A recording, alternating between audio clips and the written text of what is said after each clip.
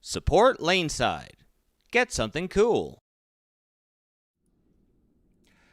Hey everybody, and welcome into the drill room. As always, I am the bearded beast, Rob Johnson, and today we're going to be doing a lot of fun stuff. We're going to be going to the layout table, and we're going to be talking about the Storm 2LS layout system for two-handed bowlers. We do have a ball there that we're going to be doing some example drillings with, or not drillings, but layouts, so that you can kind of get an idea for the system. And then we're going to lay out a ball for a customer of mine before it gets drilled. Later on, we're going to look at some questions from YouTube and from Twitch. We're going to answer those. And at the end of the show, we're going to be... we're going to be making a big announcement. We have a guest coming on Tuesday, and I'm very, very excited about it. So, without further ado, why don't we get down to it? So, let me just make sure everything is going over. Thank you to those of you who are joining us this evening here on Twitch. Every Tuesday and Thursday, we are going live here on Twitch, here in the drill room, covering the subjects that you want to know about. We get a lot of questions online about layouts, about which ball to choose for which kind of bowler, and we really wanted to be able to do something a little bit more interactive and kind of help the bowlers out in real time. Now, if you can't join us here in real... Excuse me. If you can't join us here in real time on Twitch, don't worry, because we will be posting these shows on YouTube on our regular channel. Don't know where to find any of it? Just catching a clip of this? Join us over at lanesidereviews.com. That'll bring you to our Facebook, and from there you can link to any one of our social media platforms or any one of our videos.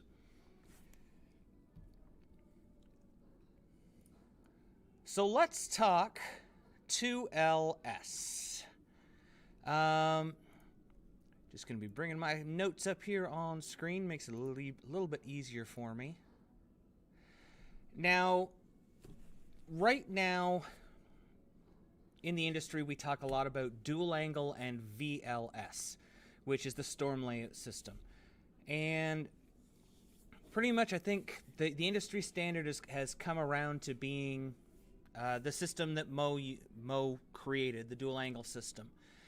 And there we go. Sorry, a little technical difficulty. So we had the two systems, and for the most part, dual angle has been the #1 layout system for everyone. It's just seemed to be a little easier for people to understand. It was a system that you didn't need another tool to do layouts with. And when you look at the numbers, it was just in general easier to do as a layout. The unfortunate part is when no-thumb bowlers or two-handed bowlers started being restricted in their layouts by what they could have weight hole wise, but what they could actually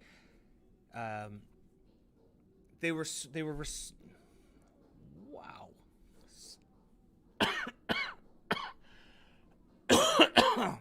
Oh, excuse me. My apologies. I could feel it coming up, and I just couldn't stop it. It restricted... The VLS system was more restrictive to pro shops because it was more difficult to figure out for the newer shops getting in. As a trained IPSIA certified shop, you learn both systems and you learn to understand them.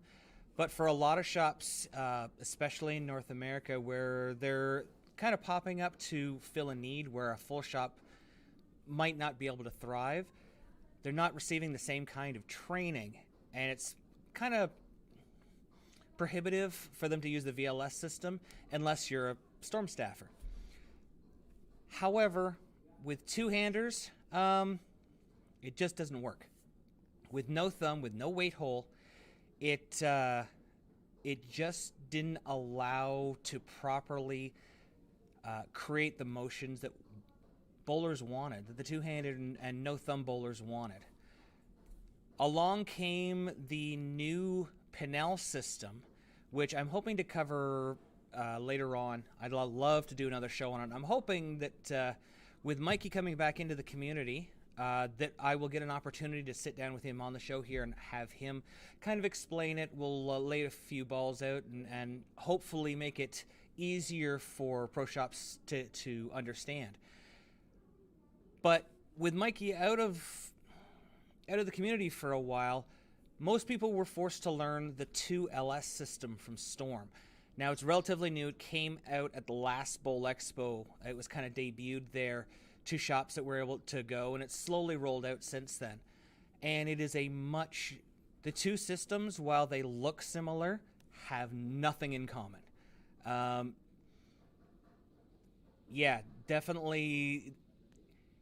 You don't want to try to cross these because they won't do the same thing. Like if you take a Pinnell system two-handed layout and try to bring it across to the 2LS system, it doesn't do what you think it's going to do. You need to know the system and you need to know it relatively well. Otherwise, it can really, really not only mess up a customer's ball, mess up your own. It'll really change the desired effect to the point where it'll ruin a ball. It'll ruin a ball, let's be honest. So until we can get Mikey on here, and I hope he's watching out there because I love to have him on, we are going to learn the 2LS system. Now, the 2LS system looks a lot like the VLS system from Storm. Stay with me now. There's a lot of acronyms going on. And they start similar, but after the first really couple of angles, it all changes. And while it is much different from dual angle, for two-handed bowlers, it actually makes it a lot easier. I know it's really weird. Like the VLS system was really designed to be user-friendly, but people didn't understand it. And then dual angle came out, and it was really easy to understand, but it didn't work for two-handers. 2LS came out, and the Pinnell system came out. And the 2LS system, because it's got more information out there, it's become the one that I think a lot of shops are using. But I digress. My apologies. Let's get into the system itself. You're going to need a few tools when you go to lay out your equipment for this. There is no getting there's no getting away from it. I use an old school protractor. The Storm does now sell an angle tool that's actually kind of cool. It's just like a little piece of plastic with holes in it, but it makes it a lot easier because you can just pin one side and put your pencil in the other and just scribe it that way. It'll keep it on the arc. It gives you a little bit easier way to keep the pencil on the ball than a protractor. I just haven't picked one up yet. As far as I know, it's relatively new. I could be way behind. I'm from Canada, so we don't get everything the same way, okay? All right.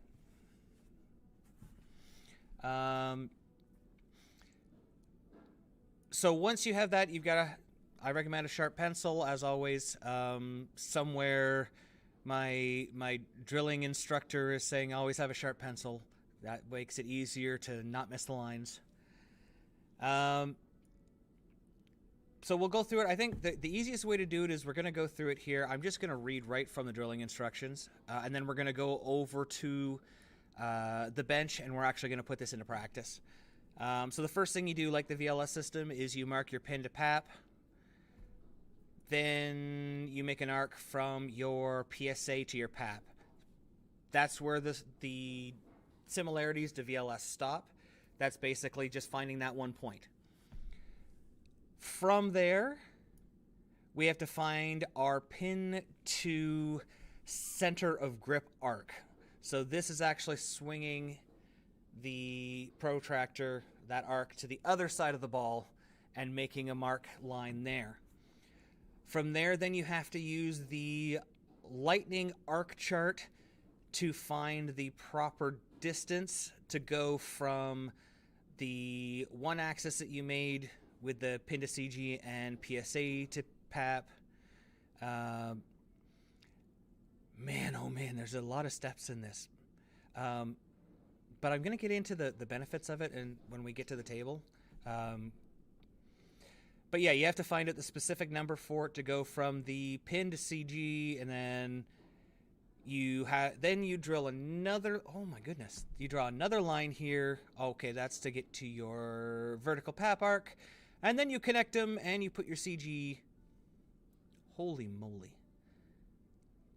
You know, I think there's a much better way for us to take a look at this, and that is to go to the layout table. So why don't we head there? Because I think this is something you got to see to understand, because once you do see it, oh boy, is this easy. So let's move over here. Now, hopefully you can still hear me. We've picked up some lavalier mics here to try to make it easier. So if you, just let me know if out there, viewers, if you can hear me okay. And I'm going to head over to the layout table.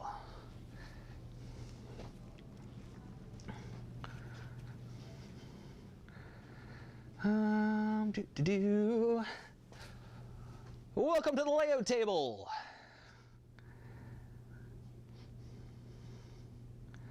Okay. So as I said, this is something that you kind of want to see to make more sense of it, because just by watching it doesn't really make a lot of sense. So we have a web right here, and I've chosen a web, a symmetrical ball, because the steps are going to be the same no matter which. Ooh. Sounds great. Perfect. Thanks, Scoops. No matter what kind of ball you use, it's going to be the exact same process. So I chose a symmetrical so that we can go through it all, and you can just repeat this no matter what kind of ball you're using. Now then, I'm just going to shift that Paragon over. On a symmetrical ball, you will have your riser pin or your dot logo, your CG, but no mass bias. Now, just because there's no mass bias on here doesn't mean there isn't one. Because in an asymmetric ball, 6 3/4 inches from that pin, you're going to find a little riser. Now, I just kind of, boop, laser engraved a nice little horseshoe in there just so I'd remember where that was. But we're going to draw a line. I'm going to grab the shortest pencil in Pro Shop. We just draw a line through the CG. Just so happens it splits at 6 3/4 inches away. That's where our mass bias would be, and we'd make a little mark. I put one on there to make it easier. No, this is not an asymmetrical web. I'm going to say this again. I just put that on there to make it easier for me. So, this is how we would start a dual angle ball, right? We'd go from there to there. For VLS, once we know where that mass bias position would be,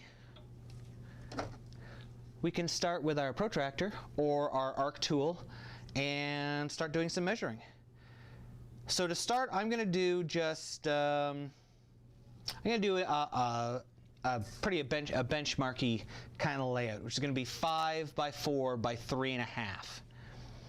So the first thing I do here, place the point right in the center of the pin, and I'm going to make a line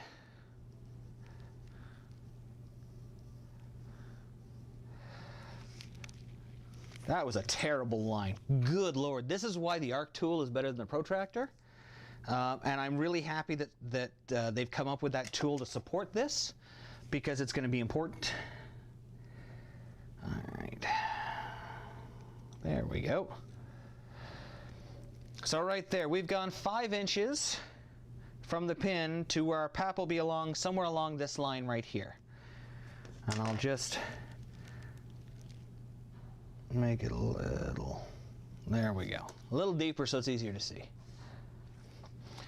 Next, 4 inches. We're going to go from where the mass bias would be. So I just marked it off there.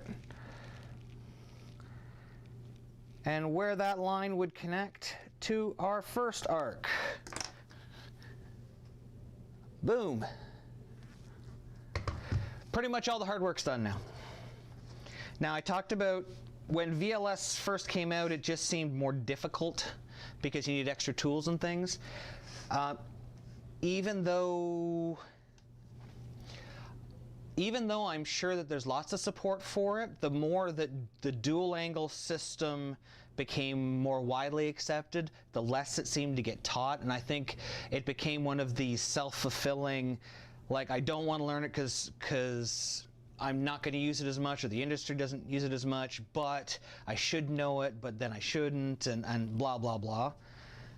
This VLS system, once you see it on here, is really easy. We've got these 2 marks. Next one we said is that 3rd mark. So this is going to be our center of grip mark. Arc. So we went to 3.5. X on one side of the ball. We're going to put it that line over here. This is 3.5 inches. Pin to center of grip line. Okay, so we've got boom, and I'm doing a terrible job here. There we go. Boom, line there. Now this is the only part that gets really tricky. Storm uses what they call their lightning arc chart. It helps convert the person's PAP to a usable number to find the center of the bridge. The only problem is it's not even really it's super duper thorough. Like, the chart could be blown up on a wall and still be hard to read because they cover just about every possible PAP distance. So it can be very difficult to find your PAP on like a mobile device. But if you've got a computer available to you, it's incredible because everything's just laid out. You just literally go, you know, we'll use this bowler for instance, he's 2 down and 5.5 over. So you just go down to 2 inches on the chart and go over to 5.5, and boom, it gives you your lightning arc number. For this bowler, it happens to be 5.25 inches. 5.25, right there. So we just go from this point here and over to that center of grip arc.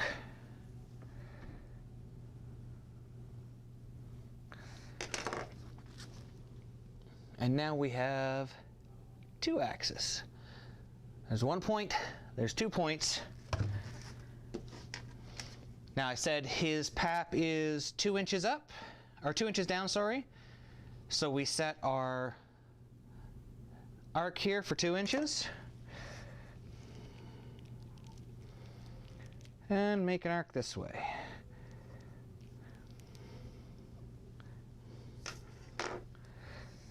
And now it's really easy. All you do is you draw a line from across the top of this arc through that point.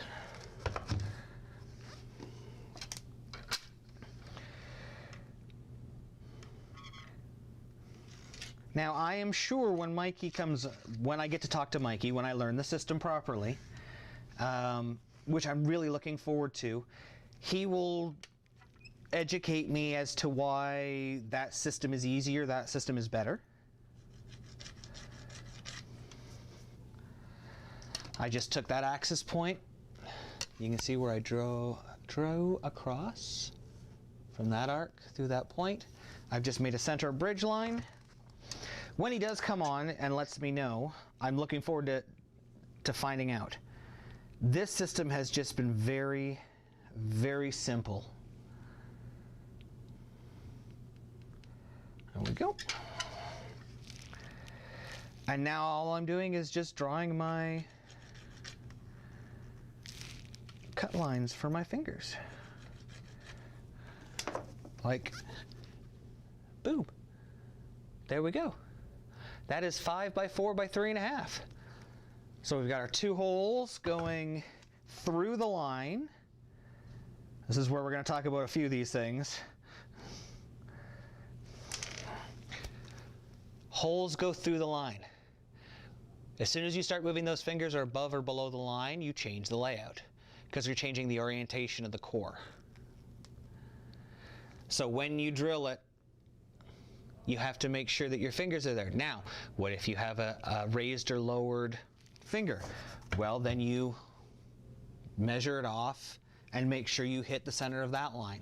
It's very important that when you're putting these holes in, especially at great depth, that you make sure that you keep them centered to that line. It's just, you don't want to change what you're trying to get the ball to do, and literally by moving them up or down on that line, you are changing the way that each arc is intersecting and each line is intersecting.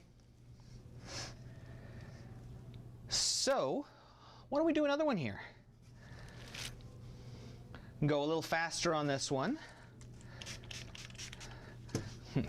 Now you see why I marked the mass bias on this. Make it a little bit easier for me as we're doing these layouts.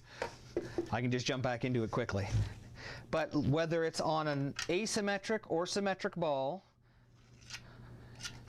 it's all the same. So this time, I'm just running over here. Let's do a layout for, let's see here. Let's do one for transition. This is their number 5 layout. It's strong, capable, confident, inspiring. It doesn't tell me anything about the ball roll.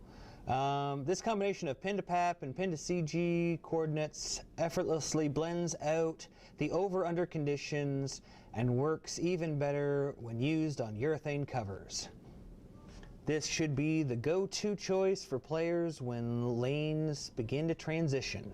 So 4-inch by 4-inch by 5-inch. Speaking of blending out the lane over under, there was a great question because I think we completely forgot to answer it on the last show we did about what exactly blending the lane out is, how a ball does that.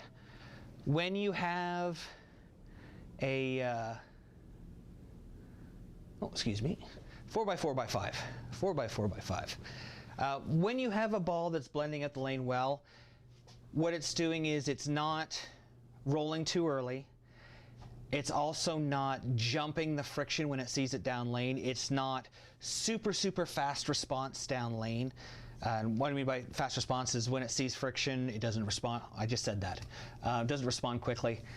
It's a ball that you can play on top of the friction, and it's not going to read too early, read too late, overread. It's literally just going to allow you to get through a lot of it without that wet, dry, over-under reaction. I'm sure these are words you guys have heard plenty of times, over under the cliff, things like that. A ball that blends the lane out well is one that allows you to play in that friction and not have to worry about the ball being oversensitive. It's what made the eruptions so beloved by the EBI guys when that came out, because they could get on top of things they could get on top of the friction for longer, which is difficult on tour because the friction happens so quickly.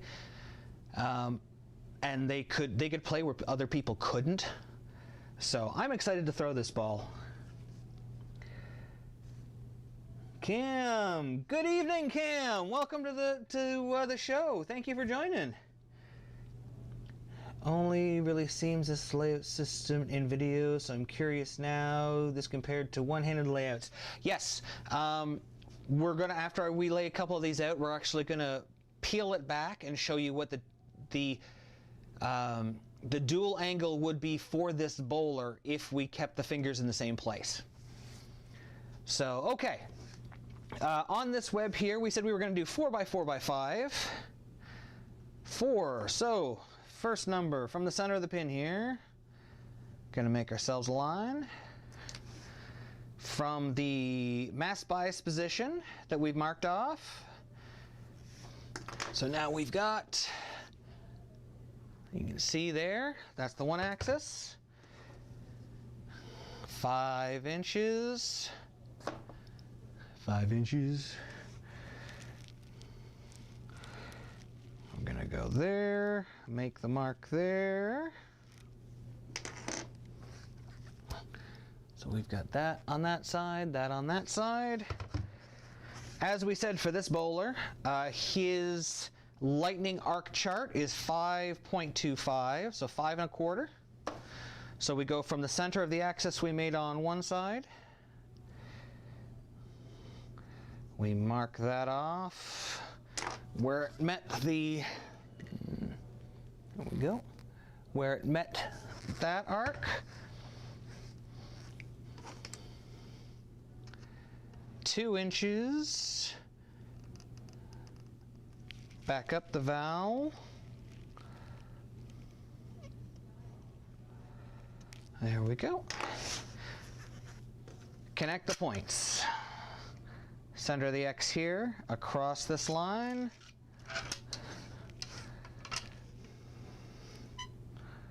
And mark the center of the bridge. And the fingers.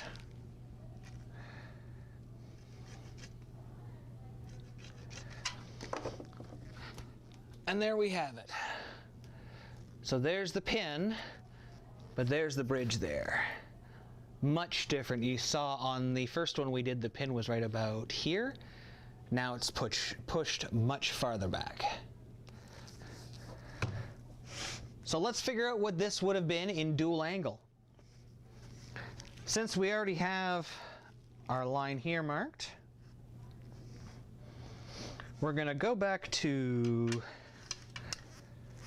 our center line. Find the center of this. Mark a valve line.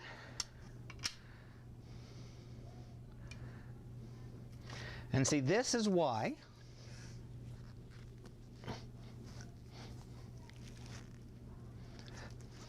if you look, this is the center of grip where the finger holes would be. This is the valve line.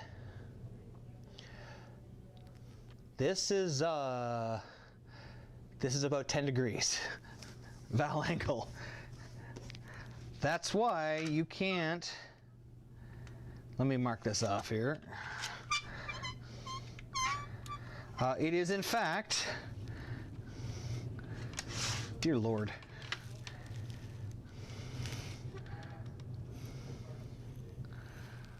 $5 degrees.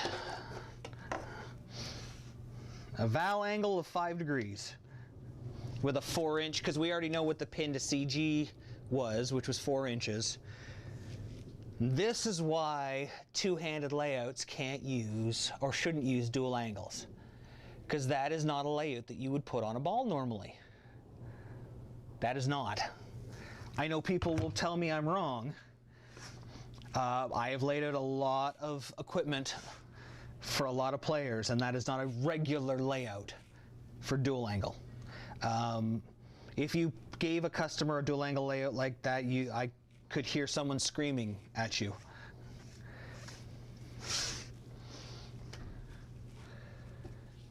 Let's do one more of these, and then we'll go on to some more questions. And we can talk about the big announcement. Very excited about it. So let's see here. Let's pick a layout. Actually, you know what? If you guys are listening out there, why don't you pick 3 numbers for me? A pin to PAP, a mass bias to PAP, and a center of grip. Just throwing out there while I'm looking.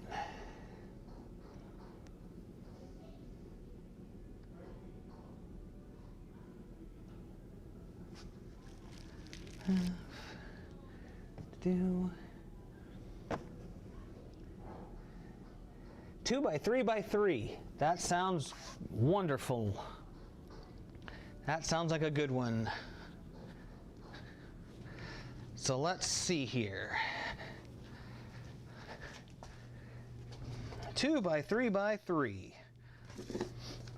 So we'll make our first line. This would be to find your mass bias. It's marked off. So our first number is going to be 2 inches.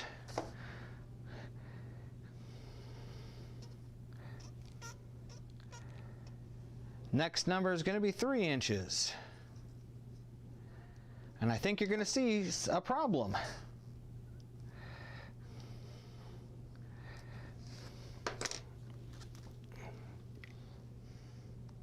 Unfortunately, those arcs are never going to touch. Another one of those funny rules for this system is you need to make sure that your pin to PAP and PAP to mass bias numbers touch each other. So we're looking at, I believe it's 8, they must add up to 8 inches here. That's okay. That was one I had later on that I was going to do, so that's okay, Scoops. Here's an interesting one for us. Let's go in that same vein. Let's go 3.5 inches for our pin to PAP. Now let's go 6.5 inches. Good Lord. My protractor doesn't do 6.5 inches. Now we're doing it guerrilla style. If you don't have a protractor, you don't have one of those handy dandy storm tools, you can just put your 0 on where your mass bias would be on here. Put your pencil right at your 6.5 inch mark or what have you, and look to see where it's going to find that other arc. Boom. Mark it off. There we go. 3.5 by 6.5. And then let's do, I don't know here, let's say 4 inches on this side.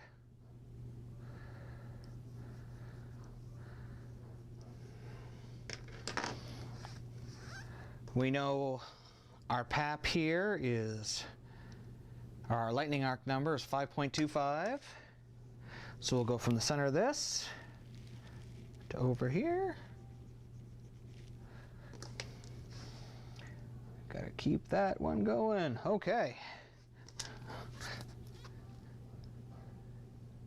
That one's gonna be real close. Now let's do the 2 inch up the valve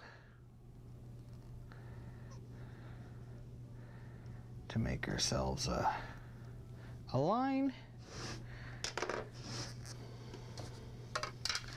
And then we're just gonna connect those up.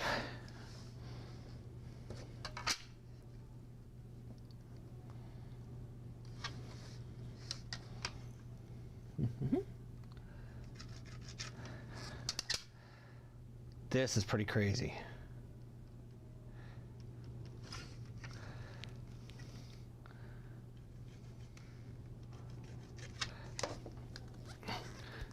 So this is going to be a really, look at that, the mass bias is over here in the track.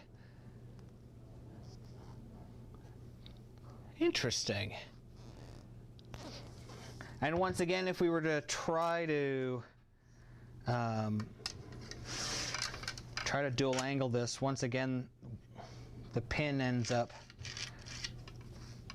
in a really weird position.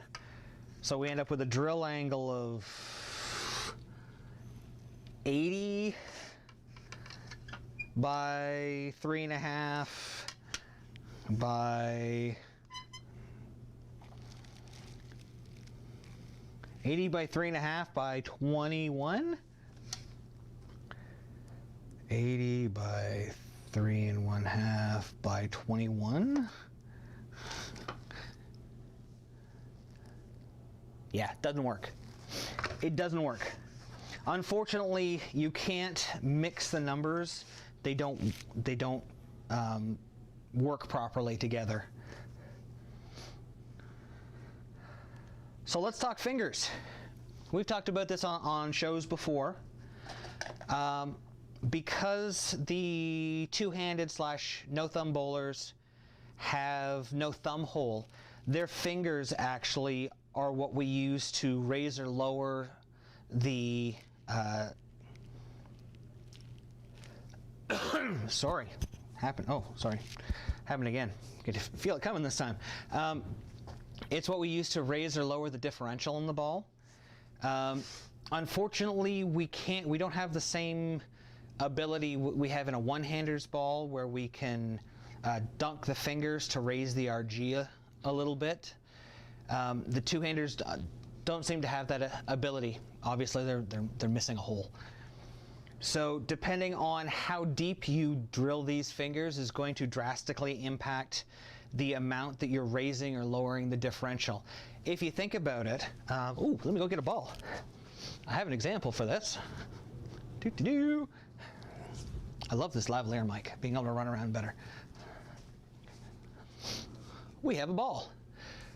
So when you drill those fingers in, you can see on this ball here, it's taken mass out of the big disc on the top here. So it's actually making that block squatter like this, making it shorter. When you take mass, you can see this one here, this is that. When you take mass out of here, you start to make it taller. Well, with a thumb, you're taking mass out of here and mass out of here, or mass out of here, or mass out of here. You can really make it taller or squatter or shorter. Two-handers, you just can't do that. Their fingers can only go so deep, and they can only take so much mass out. There's a second quadrant that they're taking it out of. So they get extra power and they get extra rev rate, but they have to be a little more selective in their ball choice. But not really. As have mentioned in the past, layout only accounts for 10 to 15% of your total ball motion. So we're talking about a board. Now, given that a board can definitely be the difference, I'm like right on top of you guys, I'm sorry about that. A board can be a real difference between a 9-pin, an 8-pin, a strike.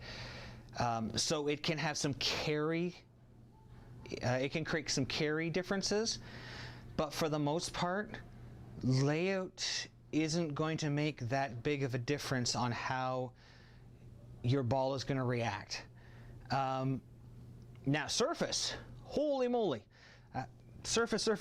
We're talking upwards of 70% of your ball motion is going to be dictated by how you, what you do to the cover stock, how you prepare it. Is it shiny? Is it dull? What kind of grit you've used on it, what steps you've used, so how the grit actually is, skip sanding. Somewhere Scoops is like, yeah, skip sanding. But that has a way bigger impact. Now for two-handers, layouts, I think layouts have in my opinion, have a little bit more impact. I think it's probably closer to maybe 15 to 20%, because they're a little bit more limited by equipment choices. Where they place their holes and the depths, I think are going to have a little more profound effect.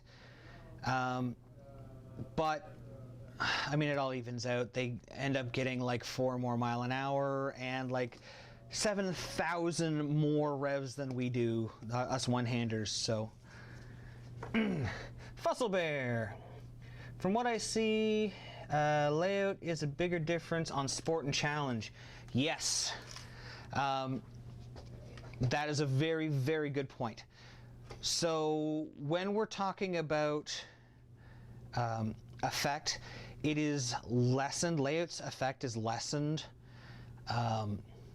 I would say probably half as important when we're talking about recreational lane patterns. So when you're bowling on your house shot, your easy, 8-to-1, 6-to-1 ratio or higher, where you've got free hook to the outsides and free hold to the insides, I think layout has almost, on a regular bowler, very, very little impact.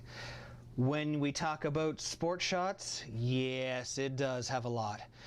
That one board is absolutely amplified. When you think about the flatter the pattern gets, the more challenging it gets, the more where your ball reads distance-wise becomes much more important than that one board left to right. Just because I say that because when higher end bowlers look at the lanes, they look at them front to back. They're not looking at how much they can hook them right to left. Anybody can hook them right to left. I mean, you can pick up a ball and make it hook 40 boards, big deal. They're looking at, okay, where is it rolling? How far down the lane is it? How consistent is it? Is it something I can read? So those layouts become extremely important because I need to know this ball is going to do this, this ball is going to do this, this is how it's going to read. And then they can fine tune those surfaces. I have seen some patterns where the difference of 1 inch pin to pap is the difference between a good strike and Greek churches every shot. Also has a lot to do with your rotation though. If you look at the top pros, they will use a lot of forward rotation as the patterns get tougher to control it, which starts to take all of that, what we just talked about, out of play. The really good top bowlers, when they get tough and those layouts become so hit or miss, make or break, those are the guys who then have that next level where they can start forward rolling it, changing the way that the ball is going to read, physically doing it on the fly. And that's really what makes them, just that much better than the rest of us. No offense to any amateur bowlers, no offense to myself or Scoops, but I mean, I have bowled with some of the best Canadian athletes. I've bowled with some of the best PBA pros, and there's another level that a lot of these guys have that recreational bowlers will never even think about. Just the way that their mind looks at how the lanes work. If you think about it, and I'm over 9,000 cute Scoops. I might be babbling a little bit here, I'm sorry. The really good pros, the guys who are good at manipulating ball roll, that 1 inch difference then becomes important again, but in a different way. You're 1 inch pin to pap, because you're looking at not just what I need now, but how the ball is going to read later. what's a good way to explain it here? Okay, here's a good one. Here is a sample arsenal. Oh my goodness. So sorry, guys. Here's a sample arsenal, okay? Say we've got a... We'll say we've got an asymmetric ball as our fresh ball. It's going to be 4.5 inches by 75 degrees val angle. So it's fairly strong. At 4.5 inches at an asymmetric, that is a strong flaring ball. 75 degree val, it's not going to really react quickly to the friction. It's going to kind of lay up a little bit, allowing it to have just a little bit more energy when it gets to the pins. It's not going to be so reactive when it sees the friction. And it's, you know, it's going to be your fresh ball. Your ball up, looking at 5 inches by 35 degrees. So we've only moved a 1/2 inch in pin to pap. Val angle, way more important, how quickly it reads. Okay, so pin to pap, but that val angle is creating a huge change in where the ball reads. It's okay, it's all good, it's all good. Like the val angle, you think about it, 75 degrees to 35 degrees, you're talking about a ball, instead of a very gentle shape. Yes.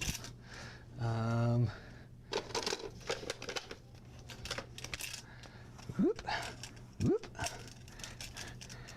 So 75 degree, 35 degree val. The 75 degree ball might look like that. It's generally pretty gentle. 35 degree val.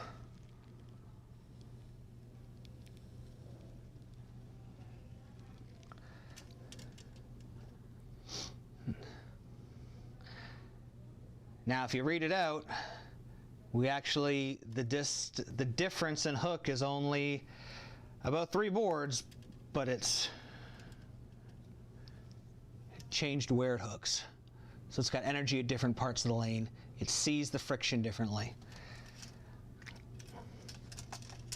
The layouts, you know, going from there, a later hooking ball might be 5.25 inch pin to pap with a 40 degree val angle. So a little less reactive, a little longer than the ball up, the angular ball. So it's not quite as reactive when it sees the friction. Then for the burn, like when they're really toasty, 5.5 inch pin to pap again. So really want to push it down lane, don't want it to react in the front part of the lane. 65 degree val lays off in the back. So when it sees it goes from oil to dry, it doesn't just jump on you. It actually reads it and gives it a chance to get around the corner and roll and be controllable. Even with urethane, like 5 inches by 35 degrees, because in that case, you want to try to get it to the shape to be still a little bit farther down lane, but you still want it to see the friction real fast, because urethane is about seeing the friction and bleeding some of that energy off and not being so reactive down lane. I don't know if that answered the question for anybody. I just wanted to talk about it for a while. So yeah, two-handers, the dual angle system just doesn't work for them. It just doesn't. So until I can get a hold of Mikey and learn the Pinel system, this is what we have, is the VLS. And to be honest with you, it's pretty easy. Storm is nice. They put 6 different layouts up on their site, which are kind of similar to the Radical, 5 layouts, so that people can just generally drop into things. Now you can play with the pin to CG and pin to pap distance a little bit, but for the regular person, you're best to stay with something that they've kind of shown you. As a pro shop, obviously you'll know changing the pin to pap is going to change the shape a little bit, where it's going to shape on the lane, and the mass bias is going to change how, how quickly it sees it. Good evening, Mobile. Thanks for joining us. So yeah, that's the VLS system. Now let's lay out a ball for the actual customer of the ball here. So for them, they're making a slight change. We're making a change in their pitch. This is for one of our locals. He's a new two-hander who has an 800 one-handed and 800 two-handed. But like many bowlers, like many of us, he's a fiddler. He's always looking for, that slight change that'll make him even better than he is. And now normally I would tell somebody not to try stuff, but over the last 2 years we've kind of played with things, and he has become quite ridiculously good as a two-hander. So I'm not going to stop him. How would these drillings be on older equipment compared to new equipment? Cam, sorry I missed that. The nice thing about the 2LS system is it works on any ball, as long as it's being laid out for a two-hander. So it doesn't matter if it's asymmetric or symmetric, new or old. You can put it on any ball. The important thing is knowing exactly where that mass bias is. Now, if you've got a ball that has been plugged and re-drilled, it's important at that point you might want to go to a shop that has a determinator that they can find the actual, they can spin it and get the actual mass bias, because that will give you an even truer drilling. So let's see here. We want to benchmark. Oh yeah, 5 by 4 by 3.5. We did that one. All right. Oh no, hey, wait a second. This one looks interesting. Still falling into the benchmark category of layouts, this one is geared more towards the speed dominant player. No, he's not a speed dominant player. 5 by 4 by 3.5 it is. I'm excited my local bowling alley is holding a ball demo day, so I'm going to get a chance to throw the Paragon and the, oh nice, the Paragon and the Evo Solid. Little bit jealous, got to be honest with you. Haven't gotten to throw the Evos. With things being shut down in Canada, haven't been able to really throw anything, so I'm very jealous. All right, so let's lay this out here. Now let's call him Wayne. Oops. For Wayne, we've been fiddling with his pitches mostly lately. Wayne, like a lot of two-handers, has a very unique roll, and he clips his finger when he throws the ball. So we've been kind of playing with his pitch, trying to get him a little bit less axis tilt and axis rotation, get the ball to roll a little bit better, or not so much better, but just a little more. When he gets into some oil patterns that are a little bit more difficult, sometimes the higher tilt that he can produce can be more difficult for him to work with. Helps if you measure this properly here, Rob. Come on. There we go.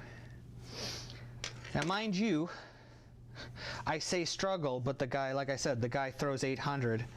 I think at last check he was averaging like 220 something, 220 or 220, 225. Like seriously, the guy is really good, just straight up. Like, he has become quite a good bowler. Making the switch to two-handed has unleashed, like, he was a good bowler, but now he's really good. I'm jealous. He's going to a ball demo. You never seen one in your area? Oh, I'm sorry to hear that. Ball demos are a lot of fun.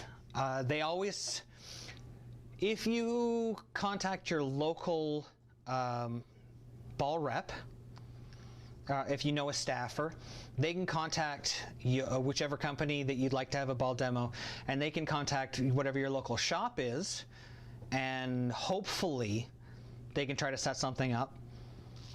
Or once a year at, what's that called? That show in Vegas, Bowl Expo. How could I forget that? Bowl Expo. Every year at Bowl Expo, they have a monster ball demo with all the major companies, and you can literally try everything.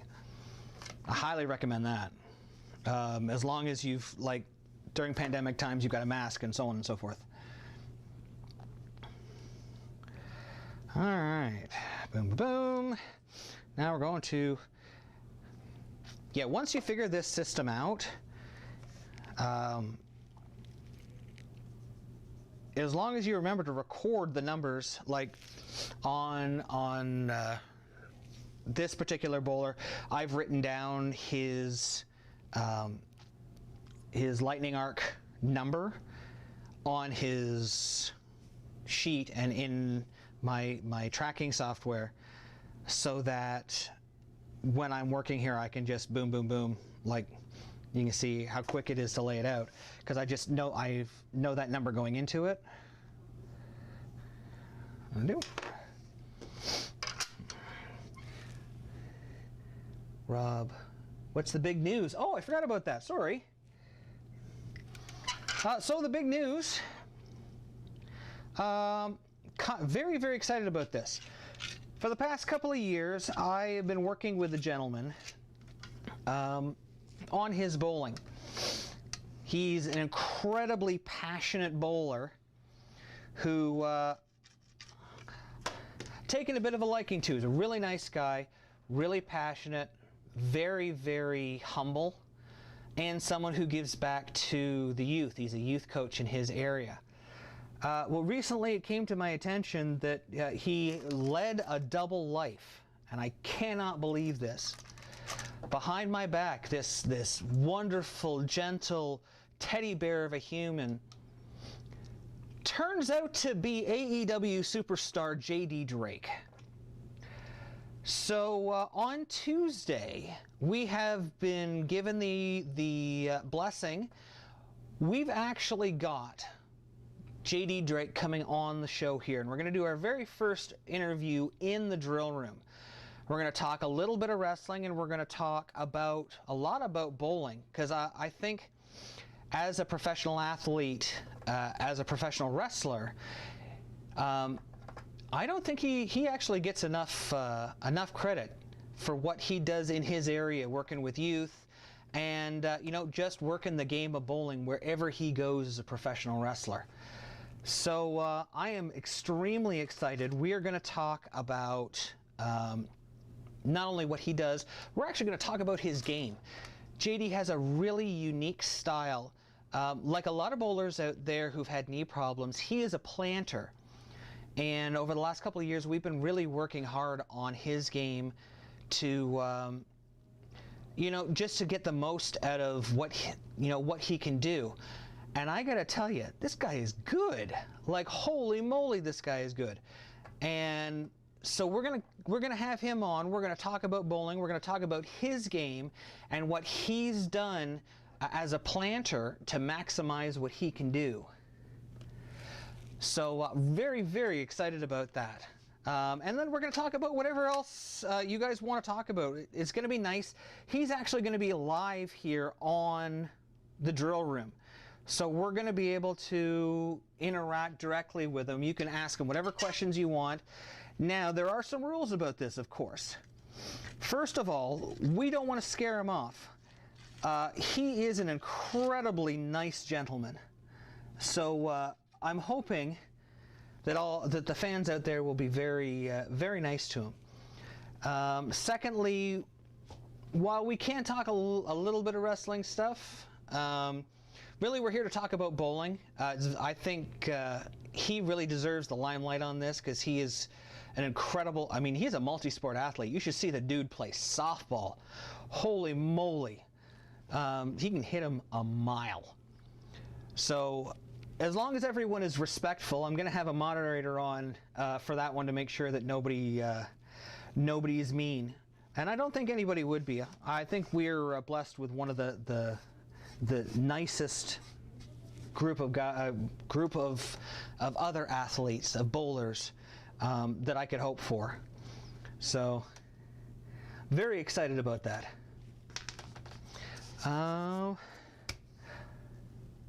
So yeah, this is, as we saw before. I've just made the bin line there a little bit bigger. A center line, sorry. Just so you can see how that's laid out. That's the 2LS system. So let's go to YouTube. Just in the last few minutes we've got here, I'm going to move back over to the computer and let's head over to YouTube and we can see what other questions have been asked. Okay, I'm just going to turn off my mic pack here. I'm hoping that everything sounded good with the mic pack. Something brand new for us here.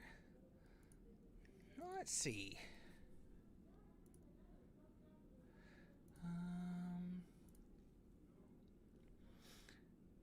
Let's see here. Comments. Okay, we have a question here from Brooke.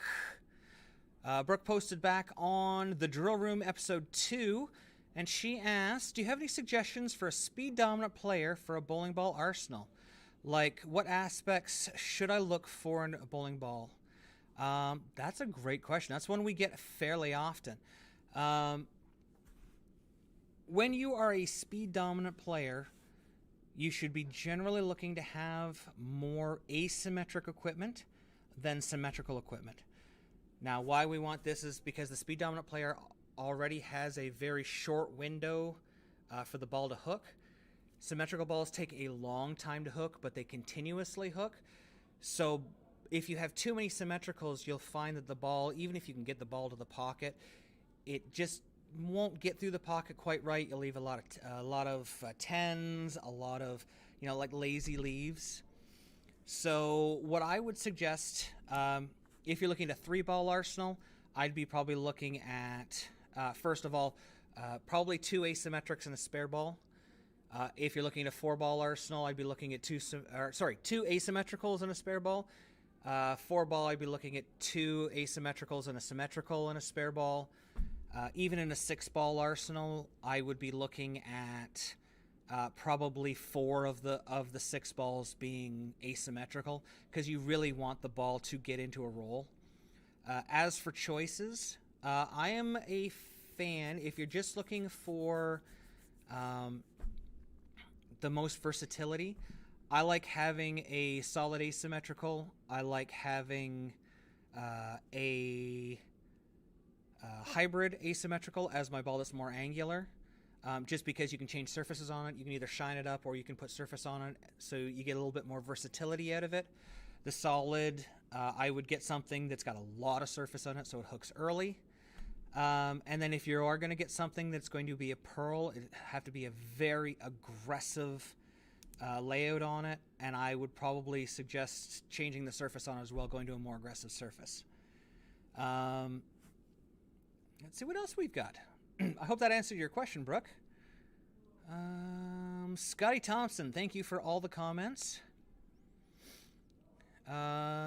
Corbin, I know Rob is with Brunswick, but I'd love to see a review on Big Bowling. You know what? If Big Bowling wants to send us some stuff, I can't throw it, but I don't think anyone would really mind if the Big Hurt, Cameron Hurtubise, stepped back in and took my place and was able to throw for the high rev players. I think it would be really cool to review that. In Canada, we have not seen a lot of the Big Bowling stuff at all. I think, shout out to Chris McAlpine. He's the only person I know who has any in Canada right now. So I'm going to have to ask him what he thinks too. Yeah, Young Bucks. Yeah. Here on a Super Strike Party. Let's see what we else have here. Jeremy Miller wanted to know how the Fugitive Solid stacked up against the original Badass. Let's see here. Hammer, Badass, bowling ball. Let's get some more information on it. So the wonderful thing about being able to do this live is I can just look this up. Okay, so the Badass was 248040. So 248 RG.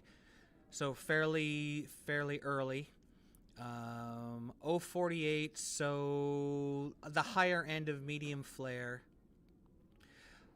500, 2000 Abralon finish. That's like a lot of... That is a lot of surface on it.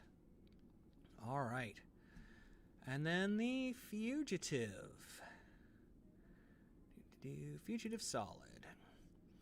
Fugitive Solid. We're looking at 248, so roughly the same. The RG is similar, so it's going to want to spin up very similarly. Differential 052, so we've got 004, 004 more differential. So that is going to affect the way that it rolls a little bit. It's going to be a little bit more flaring. Yeah, you're probably going to see another 3/4 of an inch, half an inch of flare on it. Surface on it is 500, 2000, so very similar surface preparation. I know that the juiced cover stock is a little bit stronger. So you're probably going to see... laterally, they'll be close within 1 to 2 boards. Distance-wise, where they start to hook, I think you'll see the Fugitive probably be 2 or 3 feet earlier. Just because it's got that extra flare, it's going to see the front a little bit sooner. I think it's actually going to be, and it might actually end up being 1 to 2 boards. No, actually, that juice cover stock was different. I was going to say, all things being equal, it might actually be a little bit smoother because it's seeing it earlier, but that juice cover stock was a little bit different. Even though it had a stronger surface preparation on it, it seemed to get down lane. It seemed to have some motion down lane. I didn't throw the Badass, but just looking at number-wise here, I'd say they'd probably be pretty close. Well, we got there in the end. Anything else I've missed here? Wow, Scoops has lots of urethane. Lots of people love urethane. Boy, somebody here's got a gray rhino and the hot cell and all the pitches. That's one thing Scoops didn't really get. It was the urethane explosion from Storm. Oh, this guy's got a AMF black angle, or angle plus. Sorry, that's funny.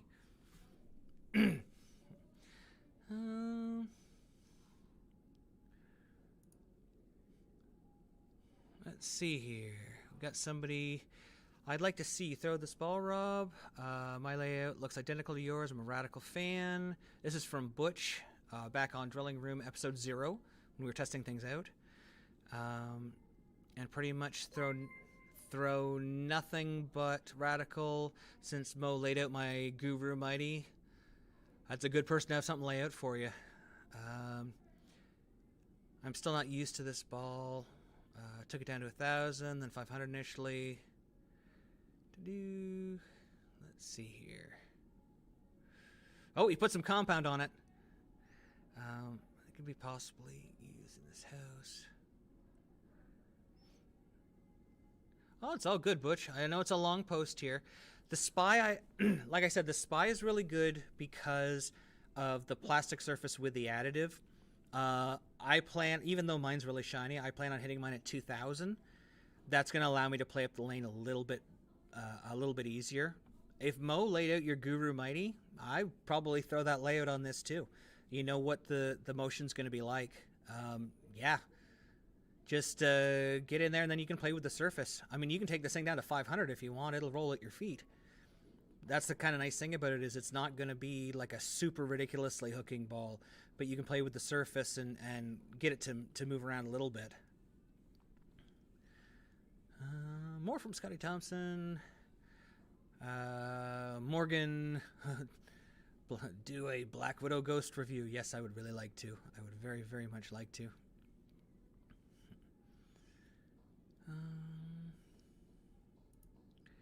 Let's see if there's anything else here. I don't want to be on too long tonight. I like to keep these relatively short.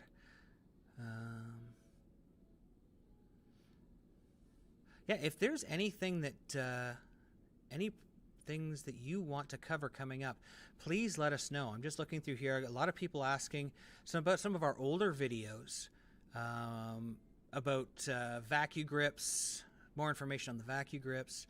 That was a really fun video to do. I'd love to, if anybody has any more questions about that. There's some different ways of doing them as well. I've got two-handers who use vacuum grips now, even though there's no bottom in the hole. It's just a slightly different procedure for gluing them. So if anybody wants to know that, please let me know. Your speed dominant man is not really speed dominant. Yes, he is. Yes, he is. Just because you don't throw it 20 miles an hour doesn't mean you're not speed dominant. If you only got 100 revs, 15 miles an hour is speed dominant. 12 miles an hour are going to be speed dominant. Like, it's not truly about, being super, super fast. It's about a ratio between your rev rate and your speed. Ooh, here's an interesting one. Trailblazer versus the Conspiracy Hybrid. Trailblazer definitely much more down lane. Slightly more RG, slightly higher. It gets down lane. And that core is kind of cool. When it sees good friction down lane, man, can it hook. Put some surface on it, you can really get it to pick up. But even with some polish on it, that the thing sees friction, it's going to take off. My Pro Shop guy won't tell me any of my information. Oh my. Okay, I'm going to tell you right now. If your Pro Shop guy won't tell you any of your information, your PAP or anything, you need a new Pro Shop guy. I'm sorry, Tiger. This is from our ball motion video. I'm really sorry to hear that. What do I got to do? Give someone $50 to do it? You know what?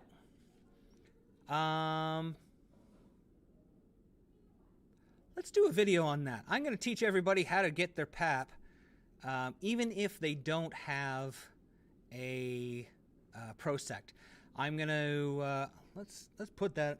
I'm going to put that on the schedule. I'm going to show you some tips on how to find this information out without having to go to a pro shop, because a pro shop should never tell you or never not tell you your stuff. To be honest with you, I tell all of my national players and any player I work with that you should always have a copy of your drill sheet on you when you go to tournaments. You never know when a ball is going to crack. You never know when a thumb's going to fall out. You got to drill something on the fly. You just don't know. So I always recommend having a copy of your drill sheet with you just in case. So yeah, I'm going to put that on there. Let's see what else we got. Did you guys review the Trend 2? No. We did not receive one. Maybe I'll message Jason. We would, as with any ball, we will review any ball you want as long as we can get one. If there is a ball you have that's no longer available and you want us to review it, send it to us. Message us. We'll give you the address and we'll review it for you. We'll plug it and throw it and let you know how it is. We'll review anything. Would love to learn how to determine my PAP, revs, and tilt. Yeah, okay. So that seems like a very important episode. We're going to put that on sooner than later. I'm going to definitely take care of that because I think every bowler should know. Would it be safe to say, this is from Justin, would it be safe to say that the heat would be a nice ball down from the Proof Pearl when they get a little toasty? Yeah, absolutely. That Proof Pearl has definitely got some jump down lane. This is going to be much smoother. It's not going to react to the friction as fast. Depending on how you have the surface preparation on it, I like this as a later ball. Right now, I'm a fan too of the Radical Bowling balls. Zing Hybrid's really good. I really like the Zing Hybrid. Oh yeah. Rocky Bad Boy, thanks for joining us. Yeah, that Zing hybrid. Oh man, I wish I could still have another one of those. It was in my bag for a long time. It was a really good hybrid that I could change the surfaces on, and I knew exactly how it was going to react. How does the Purple Widow compare to the Black Widow urethane? That's actually a really good question. The Black Widow urethane was a little bit smoother, a little bit earlier. This is from Sea Lance. A little bit earlier, a little bit smoother. Overall hook was within a board or so, but a little bit different shape. The Black Widow purple urethane, too many words, just gets down lane a little bit farther. This softness, like the softness issue, the durometer, I think was about the same. So it was just cover stock preparation, or just cover stock composition that made them a little bit different. Oh, here's a good one. This is from Foot Hung something or other. I'm sorry, I don't want to butcher your name. The sound is horrible, Scoops. Yeah, I know, I'm sorry, that's my fault. I'll take the blame for that, it's not Scoops' fault.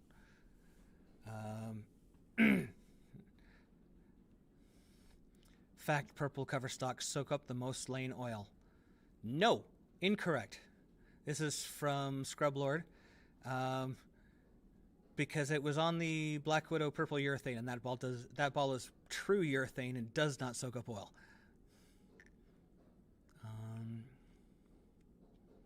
Oh, Jake Drake got gifted a Black Widow purple urethane. You want to know how it's stacked up against the UC3? UC3 is a lot closer to resin ball. It is they call it Tourthane or something like that, or it's basically like the True Motion used to be. So it's a urethane base from a reactive resin, but with nothing in it. So it still soaks up a little bit of oil. So I put it in probably about a 4 or 5 board difference between the two of them. The UC3 is going to have a way different shape too. Boy, people really love the Black Widow urethane.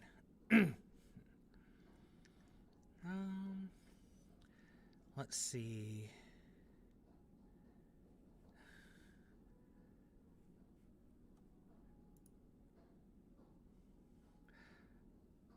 Oh, you've got a political one. Oh, I'm not reading that one. Only took me 3 weeks to figure out that moving left requires slowing down substantially. Yes, Travis. You know what?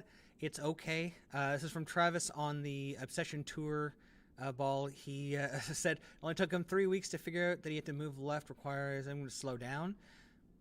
Yes, when you get into more oil, it is gonna get a little bit squirtier. It's gonna go down lane a little bit farther before it hooks. So, yep, getting the oil off and being a little bit slower out was a great plan. So I think I've got just about all the questions from since the last one. Perfect. All right. Well, I don't want this to drag on for too long. I want to thank everyone for joining us tonight. Really appreciated you coming along with the 2LS system from Storm. I hope I made it at least somewhat more understandable. It's actually pretty simple once you've done it a few times, but when you... no more balls for Scoops. Sorry. I hope it made it a little bit more easy to understand. When you're reading the instructions, it actually makes it much more complex when they're explaining it than it actually is. I highly recommend getting out and giving it a try. And I want to thank everybody for sending in their questions. Once again, you can send them to lanesidereviews.com. That'll bring you to our Facebook. From there, it'll take you to any one of our socials, or you can message us there, or you can just email us at lanesidereviews@live.com. And don't forget, next week, Tuesday, 7 p.m., we are going to have the Chop Daddy himself, the blue-collar badass, and my friend, JD Drake on the show here. We're going to be talking about a little bit of wrestling, but mostly about what it's like to be a fine youth coach and a pretty darn good bowler. So until next time, guys, we'll see you laneside.